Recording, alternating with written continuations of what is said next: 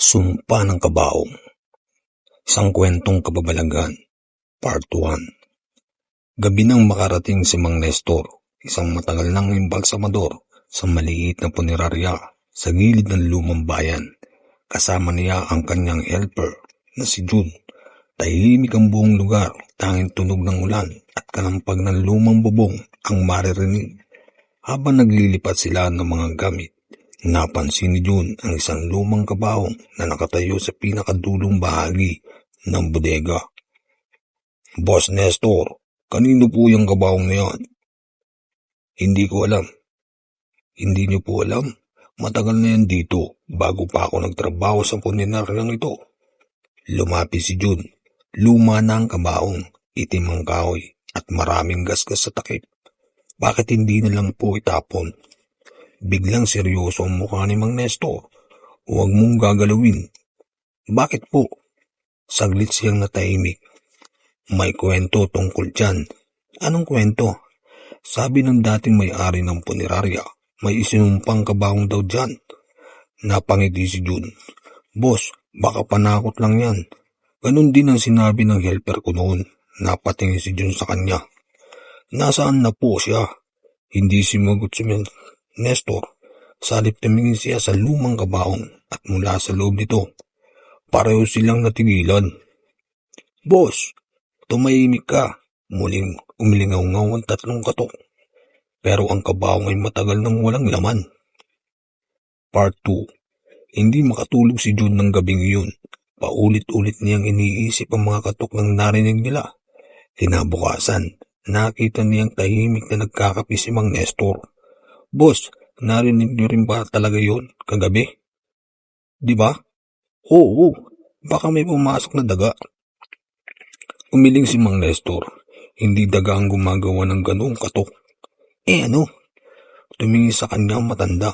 Kapag 3 beses ang katok mula sa loob, may humihingi ng tulong. Nanlamig si June.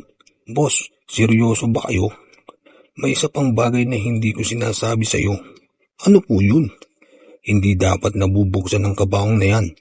"Bakit?" "Dahil lahat na nagbukas niyan, may masamang nangyayari." Nang gabing yun, muling naiwan silang dalawa sa punerarya. Habang naglilinis si June, napansin niyang bahagyang nagbubukas ang pinto ng bodega. "Boss, kayo po ba nagbukas niyan?" "Ay aba, hindi." Dahan-dahan silang lumapit at nakita nila ang kabaong. Bukas na ang takip. "Boss, lumayo ka." Pero bago pa sila makalis, unti-unting bumukas ng husto ang takip. Walang tao sa loob, ngunit may nakita si June sa isang bagay. Isang lumang papel nakapatong sa loob ng kabaong. May nakasulat. Ang sumunod na, "Hihiga dito ay hindi makakabangon." Part 3. Kinuha ni Mang Nestor ang papel. Nanginginig ang kamay niya. "Boss, ano yan?" Hindi siya sumagot. "Boss," dahan-dahan niyang ipinakita ang papel. Sa ilalim ng mensahe ay may pangalan. Nalaki ang mga mata ng helper. "Ako? Hindi ko alam kung paano napunta rito ang pangalan mo. Baka may nagbibiro sa atin." Walang ibang tao rito. Tumakbo si June patungo sa pintuan, pero bago siya mahawakan ang doorknob, biglang sumara ang pinto. "Boss, ayaw bumukas." Sinubukan nilang hilahin ito. Walang nangyari. Mula sa likod nila ay may narinig silang mahinang bulong. Napalingon sila. Walang tao. "Boss, narinig nyo?" "Oo." Muling narinig ang boses. Mas malapit na. "Sino yan?" Tahimik. Biglang bumagsak ang lumang papel sa sahig at nang tingnan ito ni Mang Nestor, nagbago ng kasulat. Ang pangalan ni John ay nawala. Ang nakalagay na ngayon ay Nestor. Napatras ang matanda. "Boss, may gustong kunin sa atin ang kabaong na ito." "Ano?" "Hindi ko alam." Biglang may kumatok sa kabaong. Pero ngayon, mula sa loob. Part 4. Matagal nang nakatitig si June sa kabaong. "Boss, sabihin niyo sa akin ang totoo." Tahimik si Mang Nestor. "May alam kayo tungkol dito?" Huminga ng malalim ng matanda. 20 taon na ang nakalipas. Tumigil siya. "Ano po?" "May isang lalaki akong inimbalasa mo. Siya ba ang may-ari ng kabaong? Hindi. Kung ganoon, ano ang koneksyon? Napatingin si Mang Nestor sa kabaong. Nang gabing yun, may lumang kabaong dumating dito. Pare-pareho sa kabaong na iyan. Nasaan ang laman? Walang laman. Kung walang laman, bakit nakatatakot? Dahil kinabukasan, may bangkay ng tagpuan sa loob. Napatigil si John. Sino? Ang lalaki inimbalsa ko. Ang lalaki inimbalsaman ko. Pero paano siya napunta roon? Umalis si Mang Nestor. Hindi ko alam. Biglang may narinig silang malakas na kalabog. Napalingon sila. Bumukas ang kabaong at sa loob may bakas ng isang taong tila bagong nakaiga. May marka ng mga kamay sa unan. Boss, may tao ba rito? Hindi sumagot si Mang Nestor. Dahan-dahang lumapit siya. Sa loob ng kabaong ay may bagong papel. Kinuha niya ito at binasa. 2 tao ang pumasok.